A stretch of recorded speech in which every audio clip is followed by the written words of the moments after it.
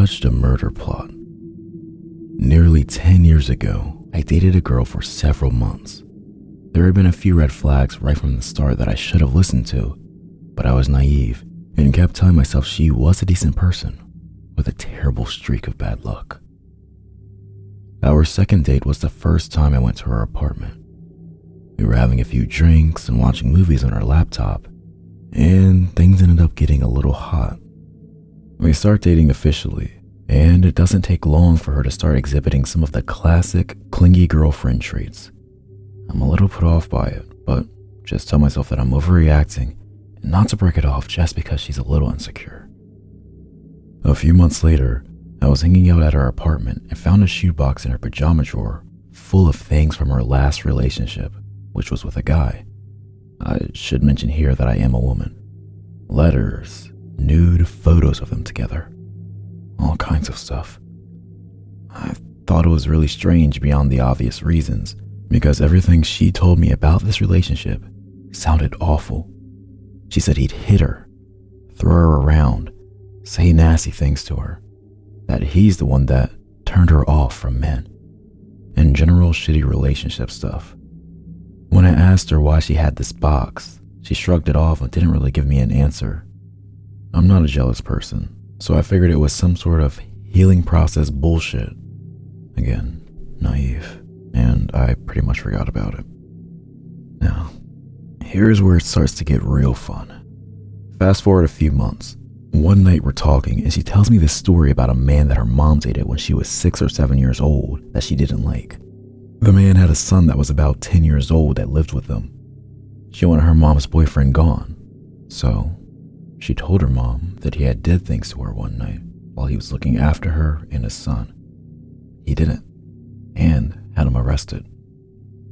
The son told police that nothing had happened and that he'd been with her the whole night, but the man went to prison anyway, and he was beaten to death by a biker gang.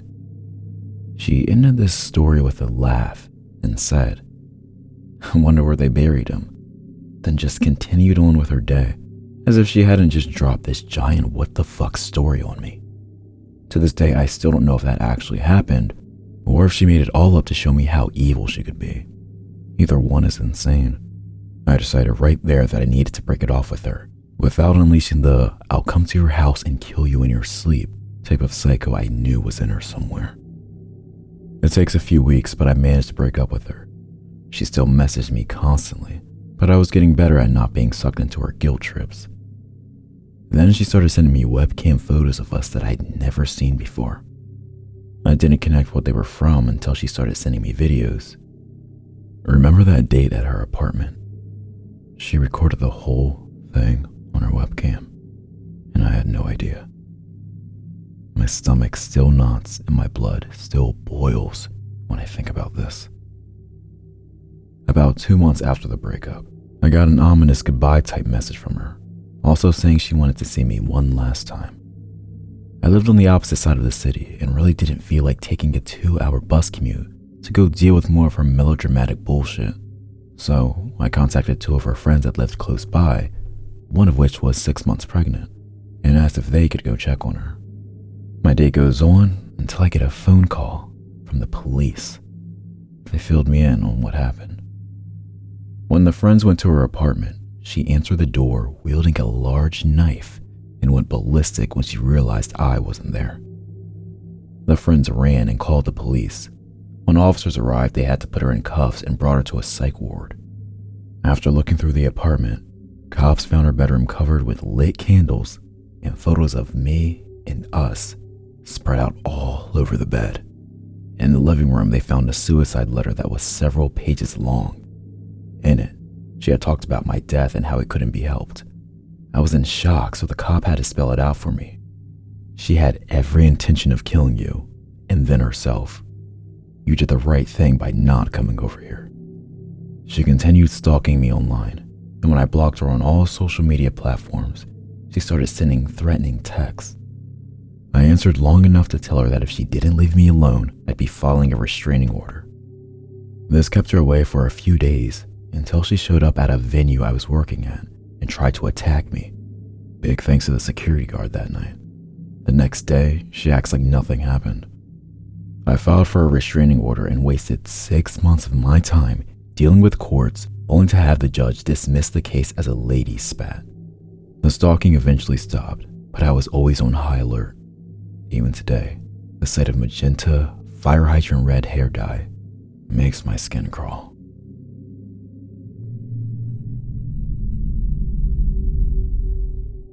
Crazy stalker ex-girlfriend. This story is about my dad's ex-girlfriend. My dad has horrible luck with women. He's like a crazy magnet. Every woman he has ever dated, except his current girlfriend, have been abusive both mentally and physically. This list includes my mother, but this story is about his last girlfriend, Mary. She had gone from stalking not only him, but me, my husband, and our daughter too. They met at a Christmas party and hit it off. He had just gotten out of another bad relationship with a different woman that he had been on and off with for 3 years. She was a classic narcissist type. Well, Mary seemed different. She claimed she was also just out of an abusive relationship. They went out for a few months, but she never let my dad over to her place. He didn't find it all that weird until he received a call from a man who said Mary was his wife and wanted to know how my dad knew her. At first, Dad thought the guy was her ex still trying to control her, but things started to add up. He finally confronted Mary, and she gave him some sob story about how her ex was refusing to sign the papers, but that they were separated. Dad did a bit of digging and even talked to Mary's parents at some point. He found out that not only was Mary definitely still married, but she wasn't even separated from her husband. As far as everyone in her life knew, she was happily married, and my dad was just a friend, if they even knew about him at all. Needless to say, he broke up with her. She lost it, started showing up at his work, calling in the middle of the night, texting him over 50 times a day, all that good stuff. My dad moved states twice and changed his number several times to try and get away from her, but she always found him.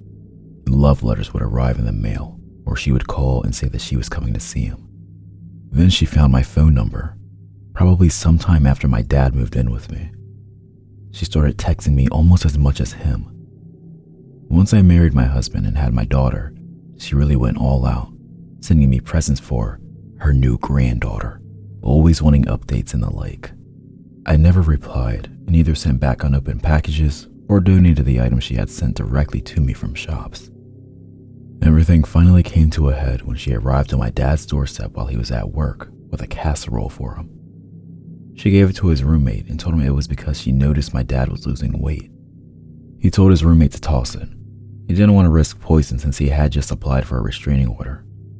That same night, she showed up at my apartment while my husband worked the overnight shift. It was after 1 a.m. when she started knocking on my door. I was glad that I had sent my toddler to my aunt and uncle's for the night when I saw it was her. She left banana bread on my doorstep that we threw out as soon as my husband got home. The next night, I again left my toddler with my aunt and uncle in case she came back. She did. I started getting texts from her as she pounded on my door. She wanted to see her grandbaby and have some girl time with me. They slowly devolved into demands for me to open up the door. I called the cops. While I was on the phone with dispatch, my neighbor came out ready to take her on.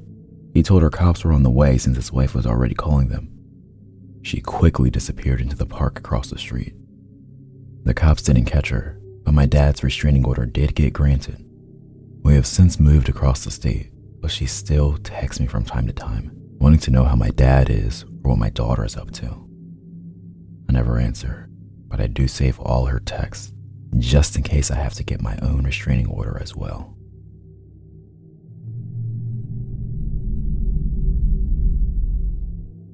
How being born put my life in danger. I don't really know where to begin, but I suppose it started before I was born. My birth set in motion a series of actions that led to the threat of my life beyond my control. So, pre my existence, my mother, Jane, dated an older guy named James when she was in her mid-teens. He adored her, but wasn't of the same religion as her, so she ended up marrying a gentleman from her congregation instead, leaving James rather put out. A year after being married, my mom birthed me, and decided that she was unhappy with my father, Dave, and contacted James with intent to go back to him. So one night, my mom packed a bag, took me, and left. As soon as she arrived at James's, she was bombarded with messages from my dad telling her he would take full custody of me if she didn't return. So, with a heavy heart, she chose me over James, and therein lies my problem. She went back to my father, and after another year of failed attempts, they divorced, and my mother moved south to be with family, completely forgetting about James. My childhood was fairly normal for the next 13 years. A few house moves, a new stepdad, and a few siblings. Mother's second marriage falls through, and she's single again. The year is 2010, and she had just discovered Facebook. Being newly single and able to contact all of her old school friends, she quickly strikes up a few romances out of nostalgia. Nothing sticks though, until she finds him. James has a Facebook account, not very active and no profile picture, but my mom is sure it's him and immediately falls in love again. He comes down south and meets us kids and stays for my 16th birthday party. Looks-wise, he is easily in his 50s with shaved gray hair, balding on top, glasses, and a creepy-ass grin. So far, not too bad. So why am I sharing this with you now? How does this involve me and not wanting to meet this guy again? Well, when my mom leaves him a third time, he finally flips and the crazy comes out to play. He starts showing up to the house uninvited. He's told to leave every time. The visits become less frequent and we think maybe he's got the message.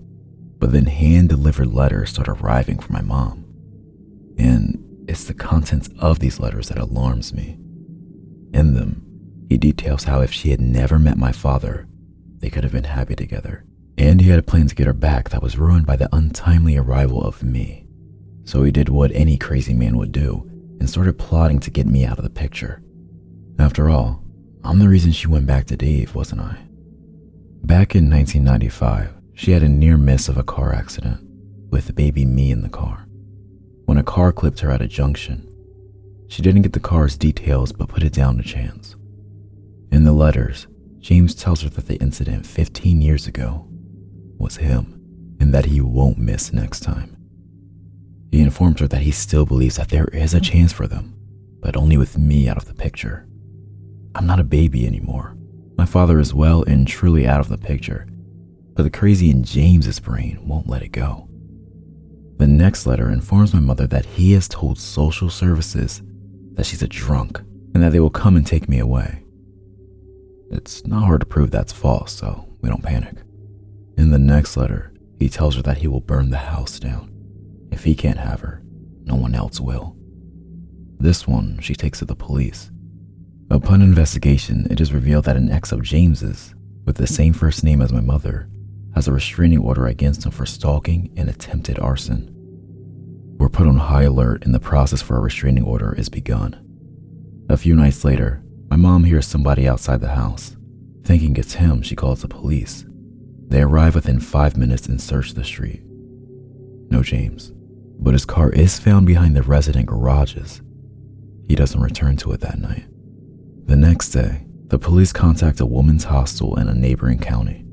They have a room spare, so we pack our bags and head there. And so that summer of my life was spent in hiding. No friends, no social media. Well, I wasn't supposed to have social media, but using proxy servers on the computer in the teens' rec room was pretty easy, and possibly very stupid.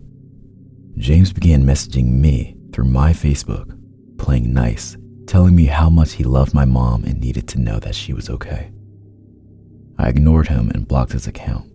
Had a number of fake accounts try to befriend me and they were all blocked as well. After 3 months, they find us a new house. We have a week to go back and pick up our old lives. So, that's what we do. And now it's 8 years later and I've moved several times since, including for university. And honestly haven't given much thought to the man who wanted to kill me so he could be with my mother. 2 years ago, I moved back up north not far from my birthplace. 2 weeks ago, I received an email on an old email account for our rental agreement. At first I thought it was spam, but upon opening it, the name at the top read, "To James Smith," and the rental address was not too far from me, only a town away. That sick fuck gave my email to the renters, pretending it was his, so that I would know he was nearby. Since then, I've heard nothing else, but I seriously hope that we don't ever meet again.